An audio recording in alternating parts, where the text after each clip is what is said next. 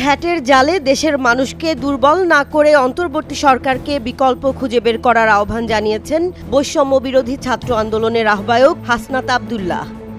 23 জানুয়ারি ফেসবুকে নিজের ভেরিফাইড পেজে এক পোস্টে তিনি জানান, দেশের নিত্যপণ্যের বাজার অস্থির, এর মধ্যে আসন্ন রমজান।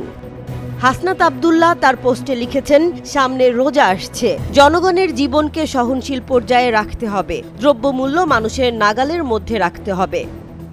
বিকল্প খোঁজার বিষয়ে পরামর্শ দিয়ে তিনি বলেন, ভ্যাটের জালে জনগণ ও ব্যবসায়ীদের দুর্বল না করে দিয়ে বরং এর বিকল্প খুঁজে বের করতে হবে এবং তা অবশ্যই দ্রুততম সময়ের মধ্যে।